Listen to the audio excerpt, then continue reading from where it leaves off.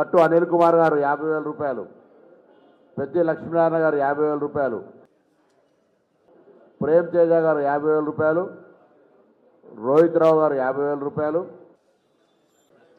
చకీలం నరేందర్ గారు 25,000 రూపాయలు, ఎలుగందుల అశోక్ గారు 25,000 రూపాయలు, ఆకార భాస్కర్ రెడ్డి గారు 1,00,000 రూపాయలు రాసుకోండి. లేదా ఐఎంఏ అసోసియేషన్ ద్వారా ఈ ఉత్సవాల లోపల మేము కూడా కంట్రిబ్యూట్ చేస్తామంటే మీరు 5 లక్షలు, 10 లక్షలు, 20 లక్షలు ఎంతనైనా చేస్తా అంటే ఏం లిమిట్ లేదు. అందరికంటే నెంబర్ 1 మీరు ఎట్లా, ఎందుకంటే చాలా ఐఎంఏకి సంబంధించి పెద్ద పెద్ద ప్రొఫెషనల్ డాక్టర్స్ ఉన్నారు కాబట్టి అందరూ కూడా కొందరు కూడా మరొకసారి హృదయపూర్వకంగా ధన్యవాదాలు. ఆ దైవ సంకల్పంతో మీకు ఇవ్వగలిగే విధంగా ఆ భగవంతుడు మిమ్మల్ని ఆశీర్వదిస్తూ ఉన్నారు. ఇచ్చిన దాంట్లో కొంత దైవిక కార్యక్రమం కొరకు చేస్తూ ఉన్నారు. అందరికీ కూడా ఈ సందర్భంగా మరొకసారి ధన్యవాదాలు. వచ్చినటువంటి డబ్బు ప్రతిదీ కూడా దైవ సంకల్పం కొరకు జాగ్రత్తగా ఒక పద్ధతి ప్రకారంగా ఖర్చు చేసేటువంటి ప్రయత్నం జరగాలి. ఎక్కడ కూడా రేపు పొద్దున ఎవరు అడిగినా ట్రాన్స్పరెంట్గా మీరు వచ్చిన ఆదాయం చూపెట్టినారు. ఖర్చులకు సంబంధించి కూడా లెక్క స్పష్టంగా డోనార్లకు ఒక కాపీ ముట్టే విధంగా అప్పుడే ట్రాన్స్పరెన్సీ ఉంటుంది. మీరు వస్తున్నటువంటి పైసలు ఖర్చు ఎంత జరిగింది అనేటువంటి లెక్క కంపల్సరీ ప్రతి ఒక్క డోనార్కు, అది 50,000 రూపాయల డోనార్ కార్డు నుంచి పెట్టుకుంటే పైదాకా అందరికీ ఒక కాపీ అయిన తర్వాత ఎంటర్ చేయాలి. దేవాలయం నుంచి ఒక రూపాయి కూడా తీసేటువంటి అవసరం లేదు. ఆ ప్రకారంగా దేవాలయానికి ఇంకేమైనా రూపాయి 2 రూపాయలు మిగిలితే భక్తుల సౌకర్యం కొరకు ఏమైనా చేయగలుగుతాం అనేటువంటి ఆలోచనలు ఉండాలి. కొంత చైర్మన్ గారు ఇలా ప్రొయాక్టివ్గా పనిచేయాలి. ఈసారి మొదటిసారి చైర్మన్ గారి కుటుంబం కూడా 5 లక్షల రూపాయలు ఇస్తున్నారు. మళ్ళీ అటు ఇటు ఖర్చులో 5 లక్షల రూపాయలు మళ్ళీ మాయమాకు రావాలని అనుకోవద్దు దయచేసి.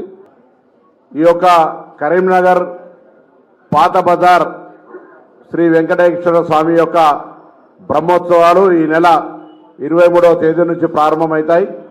29వ తేదీ వరకు ఉంటాయి.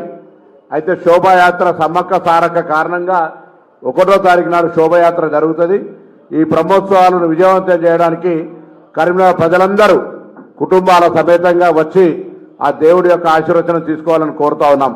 ఈ కార్యక్రమ నిర్వహణ బాధ్యత గౌరవ జిల్లా కలెక్టర్ గారు, జిల్లా సిపి గారితో పాటుగా ప్రజలందరూ కూడా కలిసి, అధికారులు కలిసి, డోనార్లు కలిసి ఈ యొక్క కార్యక్రమాన్ని విజయవంతం చేస్తారు. ఈ కార్యక్రమం మన సర్వేజన సుఖినోభవ, కరీంనగర్ ప్రజలందరూ కూడా, తెలంగాణ ప్రజలందరూ కూడా సుఖ సంతోషాలతో ఉండాలి.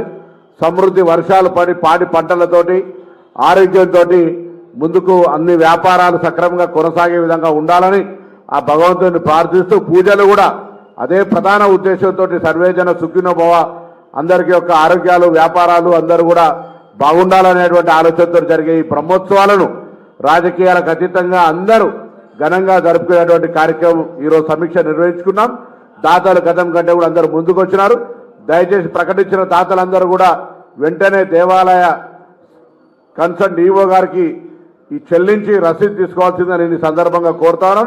మరొకసారి అందరికీ కూడా దాతలందరికీ పేరు పేరున ప్రత్యేకించి గౌరవించి ఈరోజు ఇక్కడ స్పందించడానికి ధన్యవాదాలు తెలియజేస్తూ పూజా కార్యక్రమాల లోపల కూడా అంతే హక్కుగా మీరు భాగస్వామ్యం తీసుకొని యొక్క కార్యక్రమాలన్నీ విజయవంతం చేయడం లోపల ఆశీర్వచనం కుటుంబాలుగా ఆశీర్వచనం తీసుకునే లోపల తప్పకుండా మీరు ముందుండాలని ఈ సందర్భంగా కోరుతూ మరొకసారి అందరికీ హృదయపూర్వకంగా నమస్కారం తెలియజేస్తూ సెలవు తీసుకుంటాం.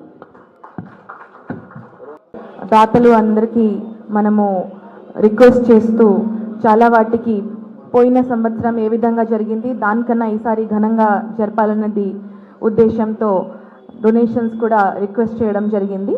సో పోయినసారి కన్నా ఈసారి ఇంకా ఘనంగా ఇంకా వైభవంగా జరుపుతామని అనుకుంటున్నాము.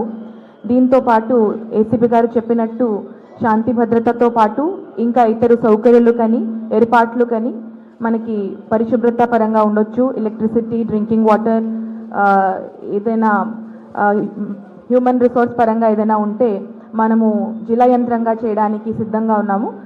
గౌరవ మంత్రి గారు వాళ్ళ విలువైన సమయం ఇచ్చి ఈ ఏర్పాటు కార్యక్రమంకి విచ్చేసినందుకు వారికి ధన్యవాదాలు తెలియచేస్తూ మరొకసారి దాతలందరికీ కూడా ధన్యవాదాలు తెలియచేస్తున్నాను.